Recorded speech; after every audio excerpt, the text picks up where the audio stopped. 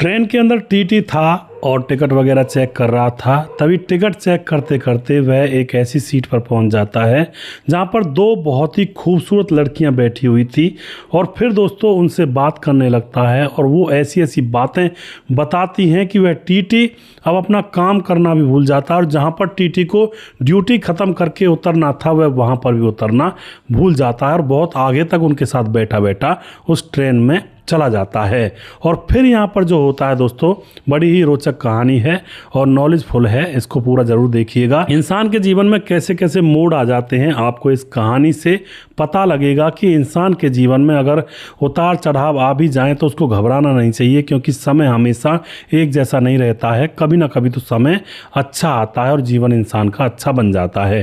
पूरी कहानी देखिएगा दोस्तों। इन छोटी छोटी कहानियों से हमारे जीवन के बहुत सारे मूल्य जुड़े हुए होते हैं, क्योंकि हमारा जीवन भी तो ऐसा ही है जैसा लोगों का जीवन है। तो इन चीज़ों से हमें बहुत कुछ सीख मिलती है। नमस्कार, मैं हूं सुदेश कुमार और मेरे गोपाल चैनल में आपका स्वागत है। दोस्तों यह घटना उत्तर प्रदेश के गोरखपुर से चलने वाली ट्रेन के अंदर घटित होती है। उत्तर प्रदेश के गोरखपुर से एक ट्रेन मुंबई की तरफ जा रही थी और वह ट्रेन के अंदर यात्री बैठ जाते हैं और फिर वह ट्रेन अपनी रफ्तार में पटरी पर चलने लगती है। तभी दोस्तों उस ट्रेन के अंदर दो लड़कियां बैठी हुई थी। दीपिका जिसकी उम्र होती है 26 साल, रितिका उसकी छोटी बहन जिसकी उम्र होती है 22 साल। वह स्लीपर सेल में बैठी हुई थी और बिना टिकट के थी स्लीपर में, और वहाँ पर वह बैठी हुई थी। अब उसी जगह पर एक टीटी जिसका नाम होता है रोहित, नौजवान हट्टा कट्टा, उम्र लगभग 26 साल के आसपास ही होगी, 26 या 25। अब वह वहाँ पर टिकट वगैरह चेक कर रहा होता है तो अब उनकी नज़र इन दोनों लड़कियों पर पड़ जाती है। लड़कियों से कहता है टीटी की लाओ जी टिकट लाओ। अब इतने में ही जो बड़ी होती है दीपिका, वह कहती है जी हमारी टिकट हमारे सास ससुर के पास हैं, वो AC कोच में हैं। अब तो यहाँ पर टीटी का दिमाग थोड़ा सा खनक जाता है कि ये लड़कियां जो शादीशुदा तो बिल्कुल नहीं लग रही हैं, क्योंकि रितिका के पाँव में ना बिछिया है, ना इसके मांग में सिंदूर है, ना कोई ऐसी पहचान है जिससे लगे कि यह शादीशुदा है। दूसरी लड़की जो बैठी हुई है रितिका, उसकी भी कोई ऐसी पहचान नहीं है। अब तो जो टीटी होता है वह इनके पास जाता है, पूछता है कि कौन सी जगह पर तुम्हारे सास ससुर हैं, और वह बता देती हैं कि AC कोच में उस नंबर पर। तो अब जो टीटी होता है वह टिकट काटने के लिए उसी AC कोच में चला जाता है टिकट लेने के लिए, और वहाँ जाकर देखता है कि वहाँ पर इनके सास ससुर सच में ही बैठे हुए थे। वहाँ जाकर टीटी पूछता है कि आपकी बहू है क्या पल्ले कोच में, दूसरे वाले कोच में? तो वह कहते हैं हाँ हमारी बहू है। और उसके बाद जब टीटी होता है वह कहता है कि उनकी टिकट आपके पास है। तो उनमें से जो ससुर होता है वह कहता है कि उनमें से एक की टिकट हमारे पास है, जो बड़ी वाली है, छोटी वाली का हमें नहीं पता, वो अपने आप लेकर आई है, उसको उसकी टिकट वो अपने आप कटवाएगी। अब तो यह बात देख करके जो सास ससुर होते हैं वो कुछ नाराज से नज़र आ रहे थे टीटी को। वह जानना चाहता है कि आखिर मांजरा क्या है। वह वहीं पर बैठ जाता है और सास ससुर से बातचीत करने लगता है। तभी जो सास होती है वह कहती है कि हमारी जान को आफत लग गई, क्या ज़रूरत थी उस छोटी वाली को लेकर आने की, साथ में ये अकेली आ जाती वही काफ़ी है, इसने हमारी ज़िंदगी को जहन्नुम बना दिया है। और उन दोनों सास ससुर के पास उनके बेटे भी थे, एक 20 साल का, एक 18 साल का। वह भी गुस्सा कर रहे थे कि हमारे साथ क्यों आ रही हैं, ये क्या काम है ऐसा। तो इस तरह से दोस्तों यहाँ पर इस सारी बातें सुन करके टीटी को लगता है मामला गंभीर है, इन औरतों के साथ कुछ ना कुछ जाती हो रही है। उसके बाद फिर से वह उन महिलाओं के पास जाता है, लड़कियों के पास, और वहाँ जा कर के बैठ जाता है। और अब वह टीटी टिकट चेक करना भूल जाता है, उन लड़कियों से बातचीत करने लगता है, पूछने लगता है कि मामला क्या है, जो तुम्हारे सास ससुर इतनी बुरी बुरी कड़वी कड़वी बातें कह रहे थे तुम्हारे बारे में, और तुम्हारे ना तो तुमने कोई सुहाग की निशानी पहनी हुई है और ना ही तुमने कुछ ऐसा वैसा जैसे बिछिया वगैरह चूड़ियाँ कुछ इस टाइप की होती है, मंगलसूत्र, तो मामला क्या है? तो वह बैठ जाता है। अब दीपिका पहले तो यही कहती है कि सर सब ऊपर वाले का है, ऊपर वाला जो करेगा वही होगा। अब ये मेरी बहन है और मैं इसको अपने साथ ले जा रही हूँ मुंबई, और मेरी शादी हुई थी मुंबई के अंदर ही, और जो मेरा पति था वो शराब बहुत पिया करता था। शादी 3 साल पहले हुई थी और शराब इतनी पिया करता था वह 1 साल के अंदर अंदर उसके जो फेफड़े वगैरह होते हैं वो गल जाते हैं और उसकी मौत हो जाती है। यानी कि दीपिका जो बड़ी थी 26 साल की, वो विधवा थी। अब उसकी आंखों में आंसू आने लगते हैं। कहती है कि मेरे माँ बाप के पास ज़्यादा पैसे नहीं थे देन दहेज देने के लिए, उन्होंने ऐसे ही शादी कर ली थी क्योंकि इन्होंने मुझे पसंद किया था, बहुत सुंदर हूँ ना, इसलिए इन्होंने पसंद कर लिया था। और जब इनका बेटा मर गया तो अब ये मुझसे बिल्कुल ताल्लुकात रखना छोड़ना चाहते हैं, लेकिन मैं इनके साथ वहाँ से आ गई हूँ मुंबई जाने के लिए, क्योंकि इनका मुंबई में कारोबार है और वहीं पर जाकर मैं कुछ काम धंधा करूँगी। और अपने साथ अपनी छोटी बहन रितिका को भी लेकर आई हूँ, क्योंकि हमारे घर की हालत बहुत ज़्यादा ख़राब है, यह भी मेरे साथ नौकरी कर लेगी।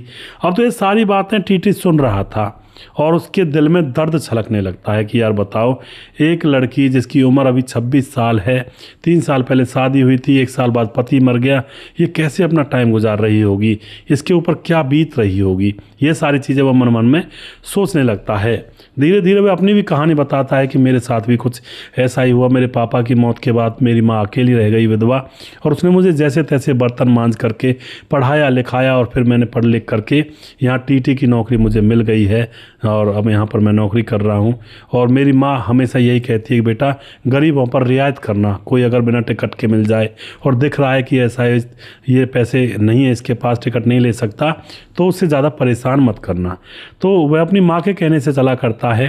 तो अब यहाँ पर आकर के वह कहता है कि ये रितिका की टिकट, जो तुम्हारी बहन है छोटी, क्योंकि तुम्हारे सास ससुर ने तो सिर्फ तुम्हारी टिकट दिखाई है। अब जो दीपिका होती है वह कहती है जी इसकी भी टिकट काट दो आप। तो 800 रुपये का कुछ उसके टिकट का खर्चा था। अब दीपिका कहती है कि मेरे पास 800 रुपये तो नहीं है। अब दीपिका के पास 800 रुपये नहीं थे। अब जो टीटी होता देखने लगता है उनकी तरफ, फिर उसके बाद कहता है ठीक है कोई दिक्कत नहीं है, मैं काट देता हूँ, और उनकी टिकट अपने आप काट देता है, पैसे अपनी जेब से भर देता है। लेकिन दोस्तों उसको लखनऊ उतरना था और वह लखनऊ उतरने के लिए चलने लगता है, हेलो हाय करता है उनसे, लेकिन थोड़ी देर के बाद वह वापस ट्रेन में चढ़ जाता है जैसे ट्रेन चलने लगती है। अब दोनों लड़कियाँ कहती हैं कि अरे सर आप तो उतर गए थे, आप फिर से कैसे आ गए इसमें। वह कहता है कि अरे मैं आगे चला चलूँगा तुम्हारे साथ, तुमसे बातें करने में इतना मन लग रहा है कि मुझे अब यहाँ पर मुझे छुट्टी हो जाती है मेरी यहाँ पर इस स्टॉप पर, लेकिन मैं आगे तक जाऊँगा तुम्हारे साथ। और वह उसमें बैठा रहता है दोस्तों, और बैठा बैठा बातचीत करता रहता है और बीच बीच में इनके सास ससुर के पास भी जाता रहता है, उनके भी हाव भाव देखता रहता है। अब इसको लगता है कि भाई ये लड़कियाँ बहुत ज़्यादा दुखी हैं बेचारी। उनसे पूछता है कहाँ रहोगी, दीपिका कहती है वहीं रहूँगी जहाँ सास ससुर रहते हैं। अब उसके बाद जो यह टीटी होता है यह अपना नंबर दे देता है दीपिका को और उससे नंबर लेना चाहता है। दीपिका कहती है कि सर मैं तो नंबर नहीं दे पाऊंगी, सास ससुर को मालूम पड़ गया आपने फ़ोन कर दिया ऐसे टाइम पर, जब घर में कोई हो तो मेरी दिक्कत हो जाएगी, आप अपना नंबर दे दीजिए, मैं आपसे बातचीत कर लिया करूँगी। और दीपिका देखती है कि भाई इसने हमारी बहन की टिकट भी फ्री में काट दी, बहुत अच्छा इंसान है। कुछ देर के बाद दीपिका और रितिका भूखी तो थी ही, वो खाने की जो वहाँ पर प्लेट वगैरह आती हैं वो आती हैं, खाना वाला कहता है कि भाई ले लो प्लेट, लेकिन दीपिका कहती है पैसे नहीं है भैया। तो यहाँ पर टीटी उनको खाना वगैरह भी खिलाता है दोनों को अपने पैसों से। और उसके बाद धीरे धीरे अब दोस्तों मुंबई आ जाती है। मुंबई रेलवे स्टेशन पर ये सभी लोग उतरते हैं और वह हाय हेलो करके टीटी अपने वहाँ से चला जाता है। और उसके बाद वह जब घर जाता है इंतज़ार करता है कि दीपिका का फ़ोन आएगा, दीपिका का फ़ोन आएगा। तकरीबन 6-7 दिन गुजर जाते हैं। 6-7 दिन गुजरने के बाद दीपिका का फ़ोन आता है, कहती है सर कैसे हो। टीटी कहता है अरे मैं कितने दिनों से याद कर रहा था कि फ़ोन करोगी, लेकिन दीपिका कहती है अरे सर क्या करें, काम ही ऐसा था, छोटी बहन को नौकरी बड़ी मुश्किल से मिली, हम दोनों नौकरी पर जाने भी लगे थे, लेकिन मेरे सास ससुर ने कहा हमसे इसका खर्चा नहीं उठाया जाएगा तुम्हारी छोटी बहन का। तो उसके बाद मैंने सोचा कि हम किराए का कमरा ले लेते हैं और किराए पर हम दोनों बहन रहती हैं फ़िलहाल अपने सास ससुर से अलग होकर के, और वहीं से मैं ड्यूटी किया करती हूँ। अब तो ये चीज़ें सुन करके टीटी की आंखें नम हो जाती हैं कि बताओ इनको कितनी मुसीबत झेलनी पड़ रही है।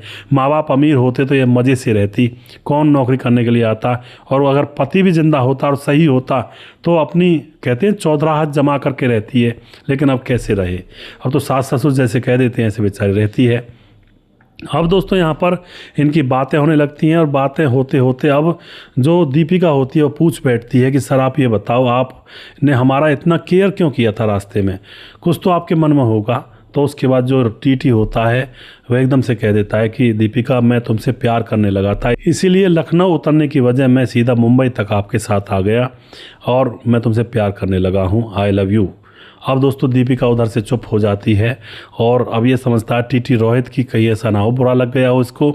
लेकिन थोड़ी देर के बाद आवाज़ आती है दीपिका की कि सर मैं भी आपसे प्यार हो गया है मुझे भी, क्योंकि आप बहुत ही केयरिंग इंसान हैं, दूसरों की केयर करना जानते हैं, तो आप मेरी भी केयर कर सकते हो। और वह भी आई लव यू टू कह देती है। अब उसके बाद तो रोहित जो होता है उछल पड़ता है और अपनी माँ को जाकर बताता है कि माँ, एक लड़की मैंने ढूंढी है, उससे मैं शादी करूँगा, विधवा है। उसकी माँ बहुत सीधी सिंपल थी, कहती है बेटा विधवा है, उसका बेचारी का कोई सहारा नहीं है, तो तू उसका सहारा बन जा, मुझे कोई एतराज़ नहीं है।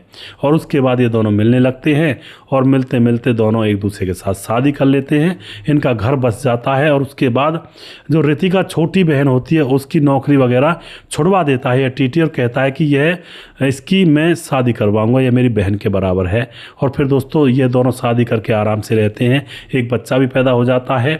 और कुछ दिनों के बाद दीपिका की छोटी बहन रितिका के लिए लड़का देखता है यह टीटी रोहित, और फिर इनके माँ बाप को बुलाता है, लड़के को दिखाता है कि देखो जी ये लड़का है। माँ बाप को पसंद आ जाता है और फिर छोटी बहन की यानी कि अपनी साली की यह धूमधाम से शादी करता है और उसका भी घर बस जाता है। और जो माँ बाप होते हैं रितिका के, वह बहुत खुश हैं, कहते हैं बेटी तो अपने जीवन में खुश रहे, हम गांव में खुश हैं, क्योंकि अब हमारे ऊपर कोई बोझ नहीं रहा। हम दुखी तो तुम्हारे बोझ के कारण थे, वरना तो इतना तो हम कर लेते हैं कि अपना पेट भर पाए। और जब औलाद खुश है तो हम पहले खुश हैं, हमें अब कोई दिक्कत नहीं है। उसके बाद दोस्तों यह परिवार इस तरह से बिखरे हुए लोग आपस में एक दूसरे से जुड़ जाते हैं और घर परिवार बस जाता है। कई बार दोस्तों होनी जो होती है ना, ऊपर वाला बैठा हुआ है, ऊपर वो अपने आप जोड़ियां बनाता है, अपने आप लोगों को मिला देता है, बस समय की देरी होती है। तो आप जो भी कुछ कहना चाहते हैं अपनी राय कमेंट बॉक्स में लिख सकते हैं, लोगों के साथ शेयर कर सकते हैं। और वीडियो के लास्ट में कुछ भाइयों के नाम लेना चाहूँगा जो हमारे वीडियोज़ को देखते हैं और हमें खूब सपोर्ट करते हैं। हमारे साथ मनफूल सिंह है। सर आपकी कहानी मुझे बहुत अच्छी लगती है, जब तक आपकी कहानी नहीं देख लेता हूँ तब तक मुझे खाना भी अच्छा नहीं लगता है। तो बहुत बहुत धन्यवाद करते हैं जी मनफूल जी, इतना प्यार करने के लिए बहुत बहुत धन्यवाद। और अमित पटेल हमारे भाई बिहार बेलवा मोतिहारी जिला से हैं। समाधान पाटिल जलगांव महाराष्ट्र से। उसके बाद हमारे साथ हैं Dharmesh Kumar Patel, very nice story my dear friend and very well, बहुत बहुत धन्यवाद जी। दिलीप तिवारी कमेंट करते हैं, भाई साहब आपकी कहानी बहुत सुंदर लगती है। लोकेश नागर कमेंट करते हैं, लोकेश कुमार नागर रेलवे जिला 12 राजस्थान से हैं। और उसके बाद हमारे साथ हैं सुजीत कुमार, नमस्कार गुरुजी, राधे राधे। राम गोसाई हमारे भाई लगातार कमेंट करते हैं। और धीरज वर्माल कमेंट करते हैं हमारे यूट्यूब पर भी और फेसबुक पर भी। पंकज कुमार कमेंट करते हैं। भागीरथ झा कमेंट करते हैं। राम शब्द ने साथ कमेंट करते हैं। प्रवीण बघेल शिवपुरी से कमेंट करते हैं। और उसके बाद विंध्याचल राजभर कमेंट करते हैं।